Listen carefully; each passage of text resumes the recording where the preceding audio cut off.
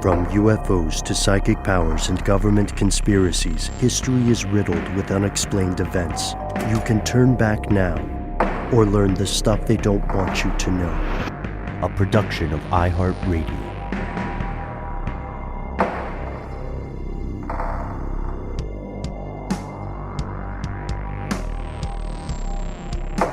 Hello, welcome back to the show. My name is Matt. My name is Noel. They call me Ben. We're joined as always with our super producer, Alexis, codename Doc Holiday Jackson. Most importantly, you are you. You are here. That makes this the stuff they don't want you to know.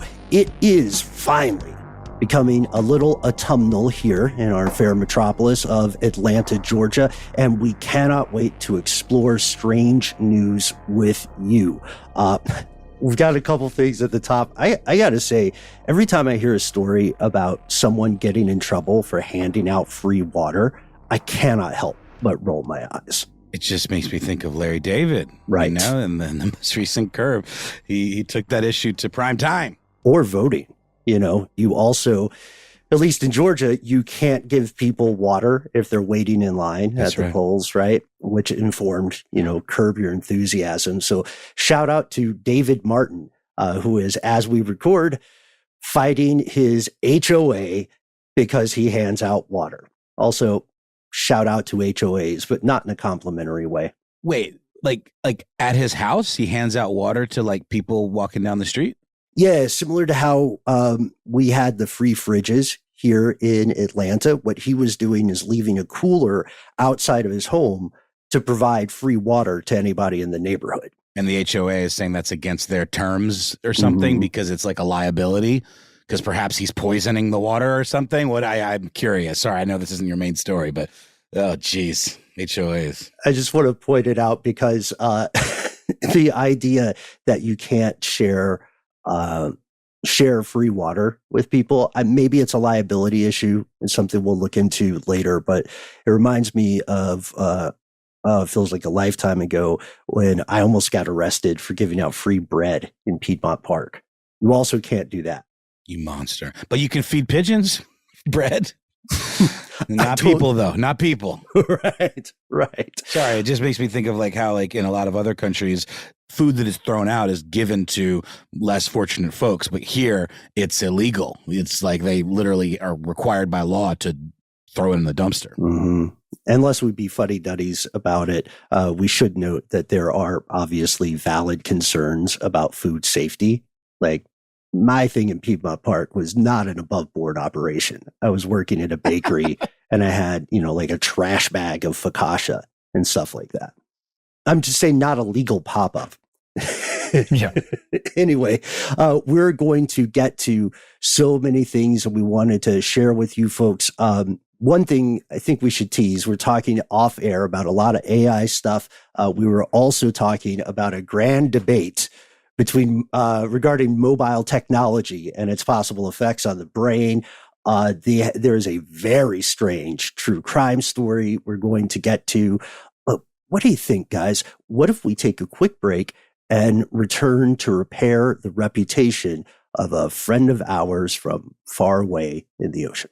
Folks, if you are tuning in tonight, the time Strange News airs, then you, like us, have got to be excited for Monday Night Football. It's the 49ers and the Jets. Oh, man. Ben, do you really think Benny and the Jets is an objectively bad song by Sir Elton? I might be biased, but that's fair. But why would you think that? He's got electric boots, Ben. Well, maybe I'll reevaluate my opinion of Benny and the Jets, but depending on who wins the football contest. Right. You guys, there's all that Elton John, like the biopic, I guess, that came out and everything. I have this weird thing where I want to see Will Ferrell play every historical character. As he should. Did you guys see that video of him where he's like on a porch and there are a ton of wind chimes and he starts playing music? It's freaking hilarious. Mm-hmm. I think it might be a PayPal ad. I don't know. What a goofball. We'll watch Will Ferrell do anything, and he's at peak Ferrell right now. He's America's goofball. PayPal does seem to be popping up everywhere, though, and I hear they might be taking part of the game tonight. Oh. Yeah, it's fun. It's like a little televisual scavenger hunt. So tune in on ESPN tonight and see for yourself during the big game. Wait, do you think Will Ferrell's going to be in this one? Who knows? That guy pops up. in the strangest places. Oh, I hope so.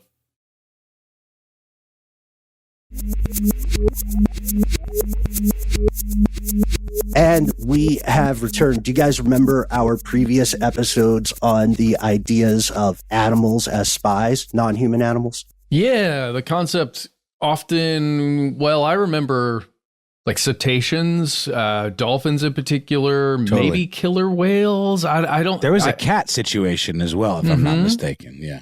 An attempt.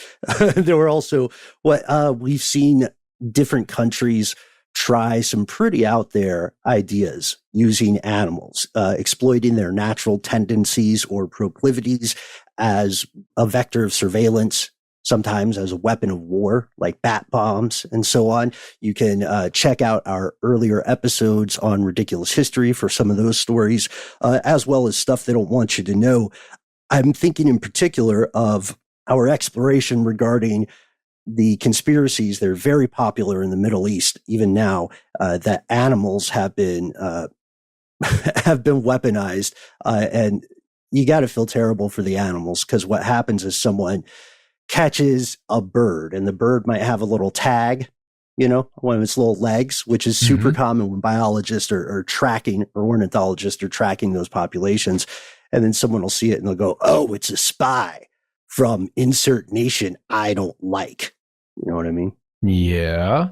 Well, it's suspicious. Animals with stuff on them that shouldn't be there. And I want to know what they're doing. The sharks have freaking lasers strapped to them. Is it like that kind of thing? To their heads. Yeah. Yeah, it's similar. Lasers can be microphones too. They can be listening devices, long range. Yeah. And this brings us to the story, a tragic story of our good friend Hvaldimir, or that's what this guy was called in the media. He made news in Norway starting in 2019 of April, because he was coming up and hanging out with human mariners. He was doing things like rubbing against boats, not the way that a cat would rub on you to scent mark, but because he was trying to get his harness off. And most beluga whales in the wild don't have harnesses, but this guy had a harness with what looked to be a mount for a camera. Ooh. And on the plastic tabs of his harness was the label "Equipment St. Petersburg." That seems a little on the nose, doesn't it, for a spy? It's exactly. Like Hvaldimir was here, property of, give me a break. That's kind of amazing. But what's the latest, though? Yeah, we'll build to that, because first, I love the point of Hvaldimir being somehow a very bad spy, because you're right, you wouldn't want attribution to this kind of thing. But because of the nature of his discovery, because of his familiarity with humans, the fact that he would do things like retrieve objects lost in the ocean or play with people just for fun, all of these things persuaded observers that he was definitely familiar with human beings. He had probably been in a human-run facility of some sort, and of course, with the literal St. Petersburg branded harness, people assumed that he was a Russian spy, and that's where he got his name, because it's a portmanteau, right? Hval, H-V-A-L, is this word that translates to whale, and then Dimir, like the last, like Vladimir Putin. So Hvaldimir was a mysterious character, and since 2019, he was monitored, and he would swim around the area, do cute little beluga things. It was kind of like a Labrador or a golden retriever in the wild. You know how those are just great, super friendly dogs? Oh, yeah. Yeah. Good boys. They're the...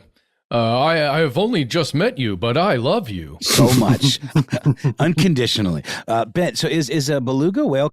Is it in the dolphin range? Is it a cetacean as well? Yes. Okay. Yeah. It sure looks like it. We've got two beautiful belugas here in Atlanta at the Atlanta Aquarium that were actually rescues from. I believe it was like a weird condemned amusement park or something, and they were found like in a tank under a Ferris wheel, was it? They were found in a tank under some sort of decommissioned ride. So they do act similarly to dolphins. And I was just asking that too, because dolphins also are kind of notorious for how horny they are. And speaking of rubbing up against things and being familiar with humans, I'm just wondering if that entered into the equation at all. We haven't found anything indicating an amorous nature of that regard to Voldemort. Yeah, for this guy. But we have seen proven military cetacean training programs. So this speculation didn't come from out the briny blue. And there were real life things to base this on. But to that earlier point, while Russia has never officially responded to the idea of this poor guy being a spy, there was a funny quote back in the day from a guy named Colonel Victor Baronets, who said, this is a translation, if we were using this animal for spying, do you think we would attach a mobile phone number with the message, please call this number? If found, please call Johnny. Yeah, it's like, this isn't like a freaking textbook, that's, oh my gosh. And here's where we get to our unfortunate turn. Hvaldimir was found dead recently in the Bay of Rizavika on August 31st, 2024. The investigation is ongoing. Some of the NGOs involved, including One Whale, have filed a police complaint, and they're alleging, like, the official reports didn't determine a cause of death, but the people who watch this guy on a regular basis says that he died due to gunshot wounds. Holy crap. He was assassinated? He was taken out? He knew too much? This just adds to the story too. And thinking back to our earlier example, which I love. God, I love animals. Just like a golden retriever in the wild, hanging out, just running around, like doing tricks, bringing people random tennis balls and stuff. That's the kind of vibe this poor beluga had. So everybody was pretty heartbroken. No one was dancing on this poor guy's watery grave, but the speculation continued. And so we did just a little bit of digging, and I think we can say it. This guy is not a spy. He wasn't a spy. It's kind of unfair to call him one. He definitely came from some sort of human-run facility. There are guesses that he was something called a therapy animal. I've never heard of a therapy beluga, but this was a guess. Yeah. I was going to ask, because the harness, I mean, you often see, sorry, Ben, none being interrupted. I just, the harness immediately kind of made me think, is this a service beluga of some kind? Mm-hmm. Yeah. Is this the kind of service animal you can take on the plane with you? Right. Exactly. Please. I'm sorry, TSA. This is my service beluga. He just sits right in your lap. Seriously, how many seats do you think that would take? You just got to splash him with, you got to get more than one bottle of water just to keep him kind of moistened during the flight. At this point now, we have to think in like blocks of seats, right? Was it Free Willy? I just had a flash of like a movie where people are, they have some kind of whale on a flatbed, and they're desperately trying to keep the whale moistened. Yeah, they're buckets of water. That was Free Willy. The first one. There were more than one. And real life, unfortunately. So the idea here that this guy may have been a therapy animal comes from former members of Norway's diplomatic class. And one interesting theory that seems much more realistic than the idea of a sea-bound spy is that this guy's real name may have been Semyon, Semyon, and that he was a rescue because he had been attacked by sea lions. And the reason he had a harness was to tow a boat with kids inside. You know, like those little trains in amusement parks, the kids hop on, and then like drunk college students on spring break or whatever. That's not good. Well, we know that the institution mentioned there, the Arctic Circle Potty Dive Center and Lodge, they no longer use therapy belugas at all. So there aren't any more of these, but we kept digging And there's a really interesting story of something called Russia's whale jail. I'm sorry. Russia loves jails, man. So, it's the airplane question again. You can't house them in a regular gulag, right? So what are we talking about here? Yeah, so back in 2019, there were almost 100 captured beluga whales and orcas that were just contained at this fishery in Far East Russia. And the guess was that these animals who had been rounded up, maybe by mistake in some cases during commercial fishing, that they were being detained in hopes of selling them to Chinese aquariums, just like, a regular aquarium attraction.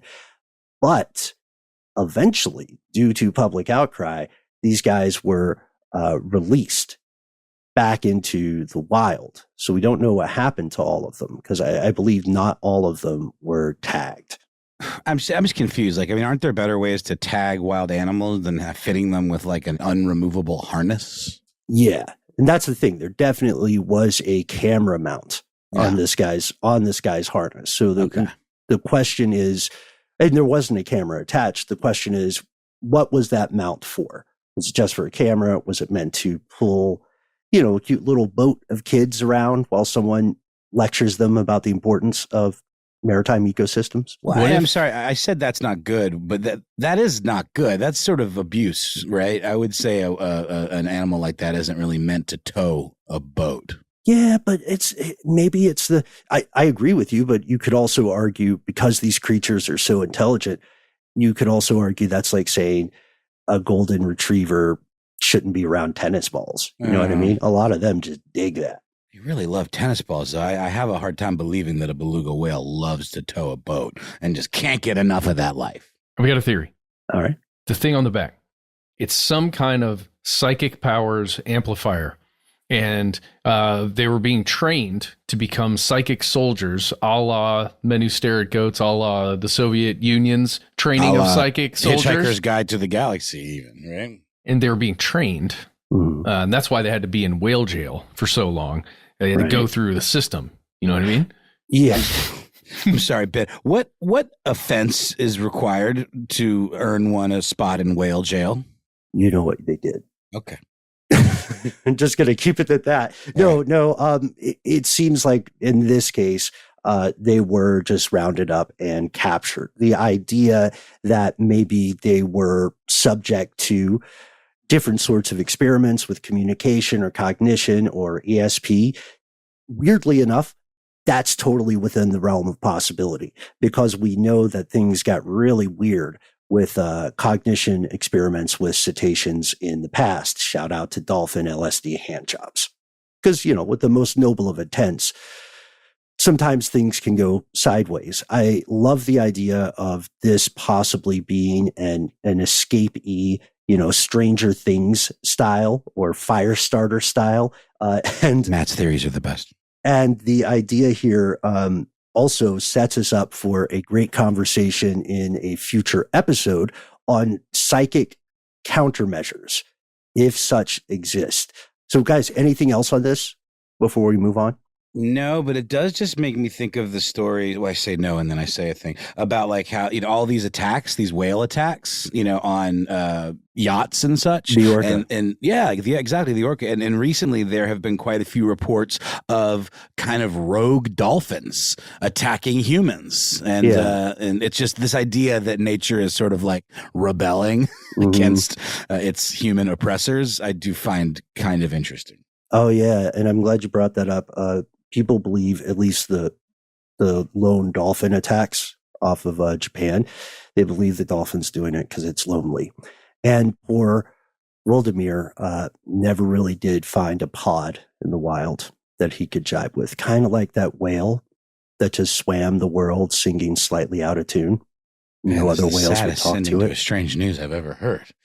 Yeah, going through it. Through it, guys. But we're going to turn it around after a quick word from our sponsors. Shout out to the ocean.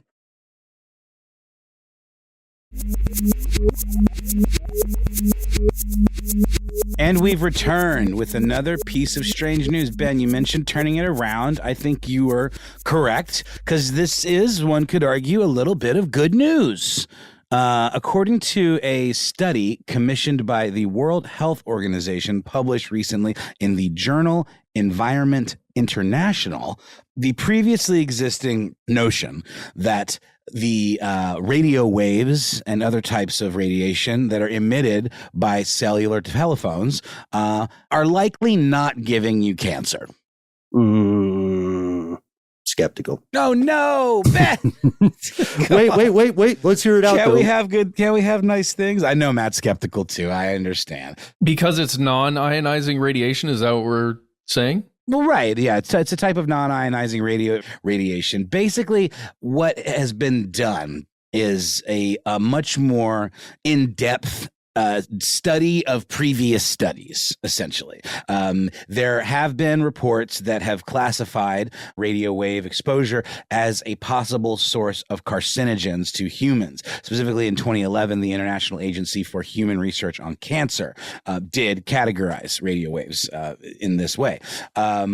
This led to other reports and perhaps a pretty widespread concern about using these devices that we're kind of glued to. Probably had certainly kept some people from making as many phone calls. But the fact of the matter is, like, these waves are everywhere. They're outside, they're being emitted from all kinds of devices, and it's pretty hard to completely cut them out of your life. So I would argue that this is pretty good news for a lot of people, but let's go into what exactly has been kind of reassessed. There is a really good kind of breakdown of the findings on CNN Health, and I'm going to kind of go into how they describe this new investigation and the data associated with it.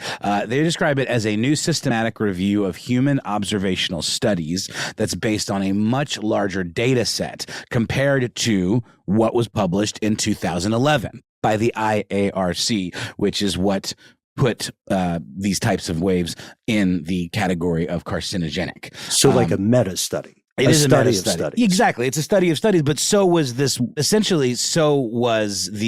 2011 study by the IARC. This one is just saying there's been new studies, new data, new scientific observations that have been published on the subject that are adding to this data set and creating a much larger and more detailed data set. So they go into this and saying that it includes more recent and comprehensive studies, which means that they can be a bit more confident on the data and on the findings that they say exposure to radio waves from mobile phones or wireless technology is not associated with an increased risk specifically of brain cancer. This new review is part of a series of these kinds of systematic reviews that were commissioned by the World Health Organization to take a much closer look at other possible adverse health effects associated with technology and specifically exposure to radio waves.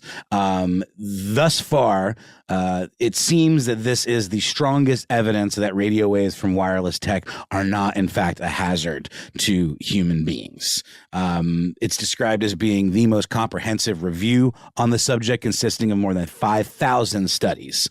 And there are some studies that were excluded by way of being determined to be irrelevant, which is apparently quite normal, but it did trigger a little bit of a red flag with me, the idea of excluding things that don't necessarily fit the outcome that you are seeking, though no scientist is ever supposed to seek a particular outcome in a scientific experiment or study. So I don't know this to be the case. It does seem to be quite normal, but I just wanted to point that out. That kind of tricked my spidey sense a little bit, and I am certainly no research scientist. But I don't know, guys. I know this is a bit of a thing that we've talked about over the years, and it's certainly something that people do worry about. And I think of the three of us, some of us are in that set. Right. But 28 years worth of study, that gives a lot of opportunity to prove an increase of cancer. I think so too. Right. I think so too. Yeah. I don't know. I'm just going to be honest. Even if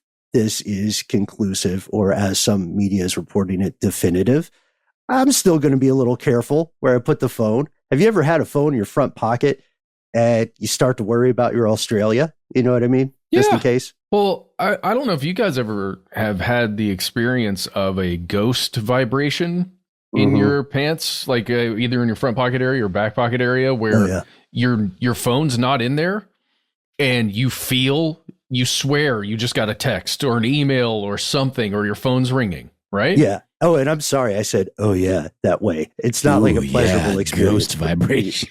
I hear you. I think that's common. Yeah. Oh yeah. I did it again. So Matt, are you saying that's a symptom of just how tied to these devices psychologically we are? Well, yes, first of all, but also I think it's that kind of thing that gives me pause when I see some of the reporting that comes out in a one-off study that says, the radiation coming off of specific models of cell phone or mobile phone, when plugged in, give off an intense amount of radiation compared to other phones. So for me, if you look at the entirety of the thing, maybe it's not so dangerous. I'm just a little more skeptical of an individual model that maybe has some kind of flaw accidentally built into the system, that when a bunch of energy is surging through it, specifically, you need to be more careful, which is what I think it was one of the last rounds of iPhones. We were supposed to be careful of it, at least for a while there. Well, it's one of those things too, where you certainly see stories of people that rip a pack of smokes a day and live to be 100, and then some people get lung cancer, seemingly no exposure to carcinogens. So I'm always skeptical. I always say with this kind of stuff, well, we're all going to get cancer from something. Especially with what we know about microplastics and how prevalent those are, like in our bodies, and how little we can do about it. So I tend not to lose sleep over this kind of stuff, and that's because I'm listening to a podcast with my phone speaker shoved right up against the side of my head. And that's true.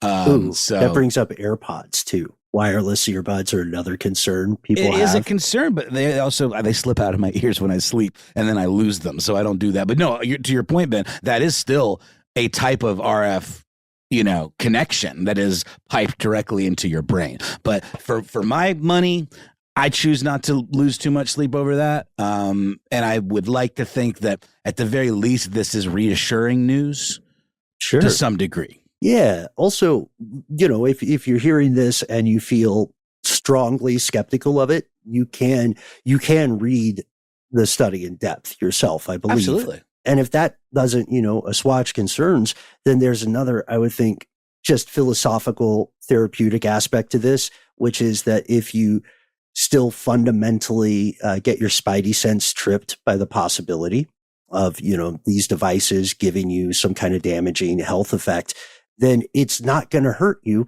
to be away from your phone for a while. You know what I mean? That's actually a really good thing for you mentally. So there's no harm in acting as though this stuff could have these health effects, because even at a merely psychological level, you will experience benefits from not always having that bad boy, right next to your Australia. On your hip. Yeah. I mean, to Matt's point about the phantom vibrations or whatever, and I know that was sort of twofold, but I can relate to that. It's like a phantom limb. When you lose access to that device, you start to kind of, tweak out a little bit. And it makes me think of a listener that wrote in talking about targeted advertising, about keeping a diary because of, I believe it was some program they were in, and doing that on their phone, and then all of a sudden being served up with all these ads. And while that freaked them out, it was the impetus that led them to doing a proper journal on paper and separating themselves from their phone,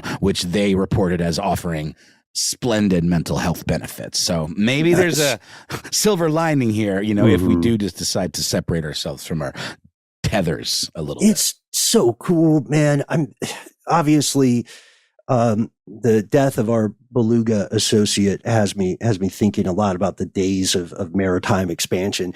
But can you imagine how cool this one aspect of life in the 17 and 1800s may have been? You're not expected to answer people instantly. No one cares about being left on red. As a matter of fact, you could just freaking disappear for months on end. And when you came back, people would just be surprised you were alive. They would be like, "Oh, Hiram, you've survived the troubles."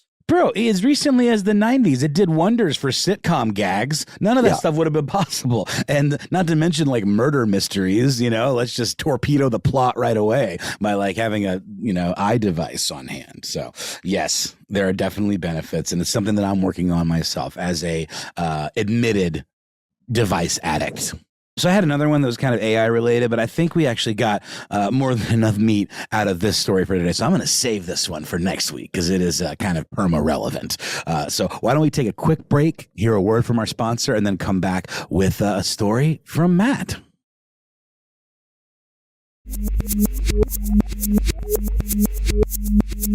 And we've returned, and you're with me now. There's no escape.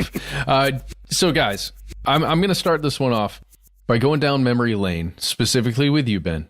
Do you recall in June 2016, we got on a plane, flew out to California to Van Nuys, specifically to a place called Kegel Canyon, or I think that's how you say it. I'm sorry?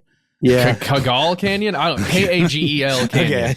We said it that way on purpose the entire time. It's fine. It's also, it's good for women's health. Kagale? I don't know how to say it. That's how it's spelled. But it's specifically to Van Nuys, California. It's the first time and only time I've ever been in the place that's called Van Nuys, California. Do you remember anything about that? Noel, do you have any experience in that town? No, I don't know about Kegeltown. It's Kegeltown's a state of mind. It's a canyon. Yeah. It's a state of cognitive right there. So I think we keep it in. All right. No, I've never been to Kegeltown, Matt. It's a state of mind. You can go there now. Yeah. Well, I remember it being beautiful. Yes. It was really cool. We shot some stuff out there for a pilot. It was really, really fun. Got to, I think, roll down a hill or two, on purpose and look heroic doing it. Secrets of the Melungeon Silver Mines. That was what we were asked to do a pilot on. And I think for the purpose of what we're exploring here, I agree. The vistas, the scenery, just absolutely stunning. Unfortunately, this is part of the U.S. For anybody unfamiliar, this is part of California that's increasingly threatened by wildfires. So One thing I remember is we were hanging out in these amazing forested areas, and then you would see very strongly worded warnings about how a wildfire could just be coming for you. You know what I mean? Oh, yeah. And if you want to know where this place is, you can look it up on a map. It is, I don't know, I guess I would say if you go northwest past the Hollywood sign and just keep going for a while, that's where this area of California is. And we're talking about this today because in my mind, I can't picture the thing that we're about to talk about happening here, just because of what I experienced when I was there. Again, given for a very short amount of time and in a more nature-centered area of this part of town. Here it goes. In 2018, in this part of California and in several other parts of California and even in Georgia and several other states, there began a very long and very frequent string of burglaries, specifically burglaries. There were homes in many very nice neighborhoods in Van Nuys, this part of California, a place called Thousand Oaks, which is this is another area right over there. Have you heard of that one? This is Van Nuys is where they make all the porno, isn't it? Oh, maybe. I don't know. Oh, that's Chatsworth. Well, dang, I didn't see any while I was there. It is, you know what? At that time, it's a widespread industry, right? Okay. Well, widespread? Come on. Whatever. Hey, no, all right. So, sorry. I haven't even looked at your story. I just saw your headline. I was okay. Sorry. This is porn related, is it not? No. Oh, okay. Because I just Googled Van Nuys and I got a headline: burglar breaks into Van Nuys home and watches porn. Oh no, that's a different. That's a different story entirely. That's a whole other thing. Cool. And just to defend the rogues in the audience, there was also recently, I want to say somewhere in Europe, maybe Germany, there was a guy who broke in to commit a burglary and he got caught because he stopped to read a book. So, nice. I mean, also don't burglarized houses. But this is just the beginning of the story, correct? Yes, this is the beginning of the story. This is 2018. There's a string of burglaries in Thousand Oaks and several other what is described here, at least by the Ventura County Star, as nice neighborhoods, really expensive homes. The Ventura County Sheriff's Office begins an investigation at that point because they realize there are similarities in these burglaries. First, if they ever caught anyone, they noticed that the suspects involved were foreign nationals, mostly from the country of Chile, and they were in the U.S. on very short-term visas. And this is an interesting thing because Chile, it's one of the only countries that as a citizen of that country, you can come and visit the United States and automatically get a short-term visa. I think it's like 60, 90 days. I think it's 90-day visa.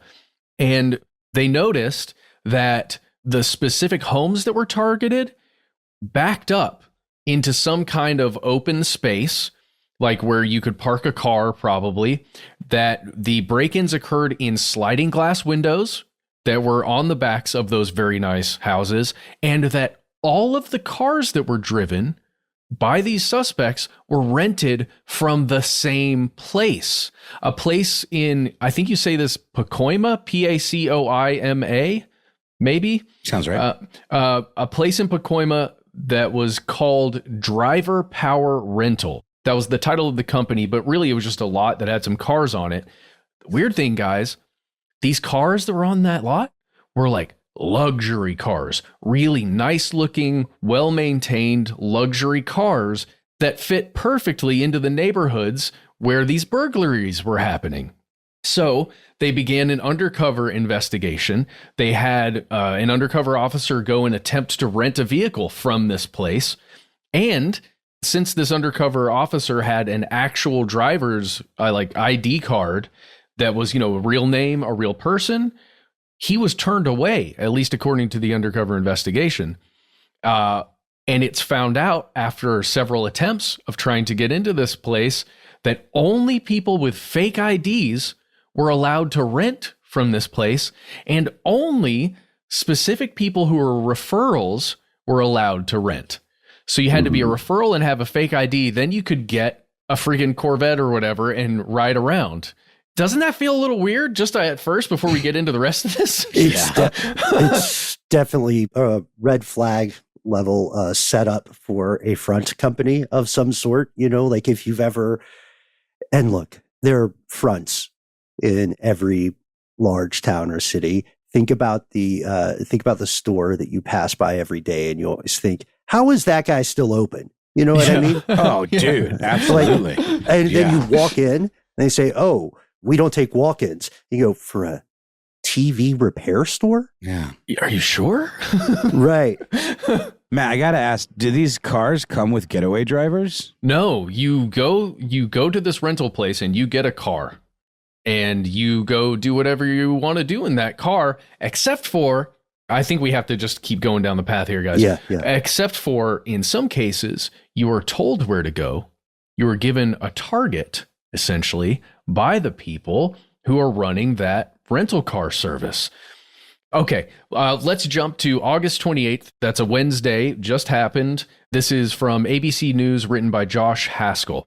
Title is 6 Arrested in Crime Tourism Bust. Group allegedly ran LA-based car rental company for thieves. And it is the owners, 2 owners of this Van Nuys car rental agency that we just mentioned, Driver Power Rental, have been accused of running this thing, and specifically for bringing in, this is according to ABC News, quote, criminals from South America to steal millions of dollars in cash and property from Southern California businesses and homes. Specifically, this group is accused of, and charged with, let's say, wire fraud, money laundering, conspiracy, and structuring transactions to avoid financial reporting requirements, which, guess what that means, guys? We've talked about this before. All their financial transactions were less than $10,000, which meant that the, what's that federal agency? Yeah, you don't have to, it doesn't immediately get reported to the authorities. Oh, gosh, it's not. Oh, FICO. FDIC. FDIC. Yeah. Matt, This sounds like a mission in Grand Theft Auto 5. Like, Really? No, it just sounds like, I mean, maybe it's something that'll be in Grand Theft Auto 6 if that ever comes out. But this is wild. It's pretty enterprising. Yeah. You got to give him that. Oh, yeah, for sure. The reason why I think it is so fascinating is I love an undercover investigation. We talk about those on this show a lot. This was a 6-year investigation that just ended this past Wednesday as we're recording this. Also, just a housekeeping note to get in front of the email. Banks have to report to the U.S. Treasury Department. That's it. The Treasury Department. Thank you. The FDIC is the insurance outfit. The Treasury your Department deposit is insured up to. Right. And the Treasury Department, they run the money. And weirdly enough, the Secret Service. Nothing strange there. Moving on. This undercover investigation, though, I love that you're pointing this out, man. I'm a sucker for these stories, too. Oh, yeah. How do you, so they've already kind of tried to protect themselves with this sort of international targeting, right? They've separated a lot of their pieces. You can't just rock up there without a referral, right? So how would someone theoretically, I don't know, how would they theoretically start to infiltrate through these different barriers? Well, see, I don't know. There's so much information that we don't know yet. All we know comes from a press release that was put out by the U.S. Attorney's Office for the Central District of California, released on Wednesday, August 28th. And it just says, indictment charges Santa Clarita man and 6 others with facilitating crime tourism group that took in more than $5 million, that's dollars, in illicit proceeds. And according to that, basically $35 million roughly worth of stuff was stolen over the course of all these years since 2018. And then this group appears to have profited around $5 million from fencing all that stuff. And, the various, I guess, things that they offered to potential clients to come in and then steal stuff. Well, I guess we can give you the names. There's a 57-year-old man named Juan Carlos Thola Duran who was arrested. He was one of the owners of this company, the rental company. And then Ana Maria Arregada, I think is how you'd say her name. She's 41 years old. They live together in the, quote, Canyon Country area of Santa Clarita. I don't know all these places in California, guys, but I've heard the Californians say them for sure. Get on the 405. Yes, Gotta exactly. To the 5. Exactly. 405 to the 5. That's all I remember. What are you doing Yes. here? Trevor. We know a Trevor. He's a Californian. That's how they acted when you walked into Drive Power Rentals without a referral. Right. What are you doing here? But there are 4 other people who were also involved, who were also indicted. There are, I think, a total of 46 federal felony counts that are involved in this stuff. And I think each of them has a sentence of like 20 years, not minimum, but a sentence of 20 years. The wire fraud and money laundering charges carry sentences of 20 years. So yikes. And there are a lot of those. The other thing is there are a couple other companies that were also involved, including that rental company. It also got indicted. So I guess the company is in trouble, and then whatever proceeds the company has are now subject to being just taken. Mm-hmm. I don't know. There's a lot more to this story, you guys. It just seems really, really creepy to know that something like that exists. And it just went on for years and years, that the rental company was even able to get a bunch of you remember the COVID money that you could get? PPP loans, yeah. Yeah, they got like $230,000 worth of those loans, and maybe even more than that. It's in the indictment somewhere. You can check it out and find the exact number. $274,998. Good God. It's a lot of money. Just to, help some people rob really nice houses. I don't know. I don't have a ton else to say about this one, guys, but besides read the entire story if you want to. Mm-hmm. There are 120 thefts that were connected directly to this group of people. That's crazy. 120 different instances of theft. And like we always say, with operations of this magnitude and longevity, it makes you think how many haven't been caught. Oh my gosh, I know. Well, and let's just go ahead and say this. We mentioned at the top, a lot of these were in nice neighborhoods in California. Some were in Georgia, Florida, North Carolina, New Jersey, Missouri, and Colorado. So working through this group, specifically this group of people, folks were able to come in. Again, I imagine it like we're going on a quick theft vacation, I guess, or something, because you had to be connected in some way to this group of criminals to then even get a car to then go and do the thing you're trying to do. Right. Yeah. What's the language they use in the indictment? Crime tourism. Yes. Mm-hmm. Matt, I saw a really interesting, I guess it was a TikTok video, but it was somebody who was driving around the interstate. I think it was in California, and was like, it was taking a video from passenger seat, I believe. And it was this like hot rod kind of souped up sports car with tinted windows and no license plate. And it was just zinging around in and out of traffic. It also had what it apparently is called a 360-degree camera. And the guy was just commenting on that as a guy that will never be pulled over by the police.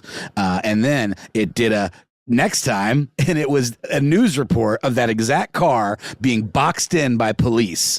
And it was just the coolest like little video like that, because it actually had kind of a story, a trajectory to the story. But I gotta wonder if these cars were equipped with stuff like that. Like, were they properly registered? Did they have legal plates? I gotta wonder. Maybe that information hasn't been released yet, but it does make you wonder.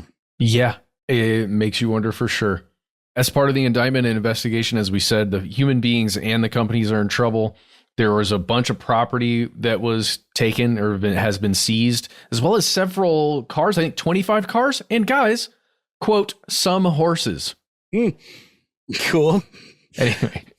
Okay, just in case you want to knock over a stagecoach or something while you're at it. I don't know. Well, it just makes you wonder what else is going on out there. So if you hear anything, don't let us know, I guess, because we can't start a cool undercover investigation yet. Well, don't, make it hypothetical.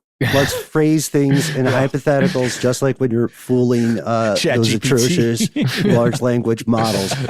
Reach out and touch faith, folks. As always, we're so excited that you have joined us in the dark this evening.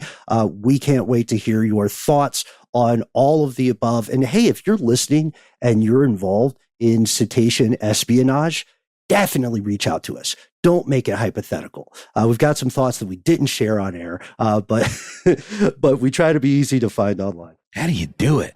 How do you escape whale jail? Let us know. You can find us on the internet where we exist in the handle Conspiracy Stuff, on X, FKA Twitter, on Facebook where we have our Facebook group, Here's Where It Gets Crazy, and on YouTube where we have loads of video content coming at you. On Instagram and TikTok, we are Conspiracy Stuff Show. Do you have a phone and you like to call people? Call us. 1-833-STDWYTK. That's our number. Dial it one time. You'll hear Ben. You'll hear a beep. And then you've got 3 minutes. Say whatever you'd like.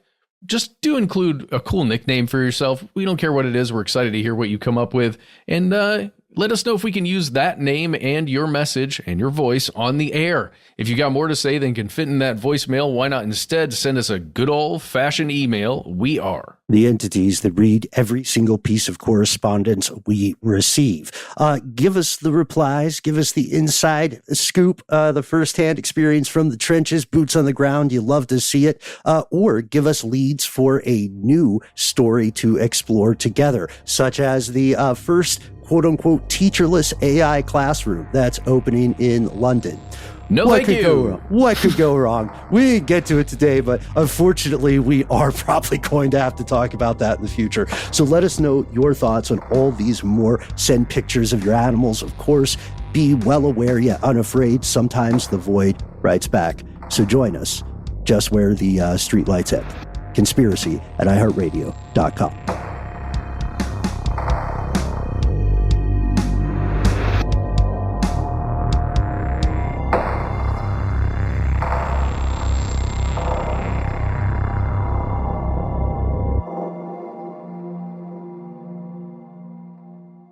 Stuff They Don't Want You to Know is a production of iHeartRadio. For more podcasts from iHeartRadio, visit the iHeartRadio app, Apple Podcasts, or wherever you listen to your favorite shows.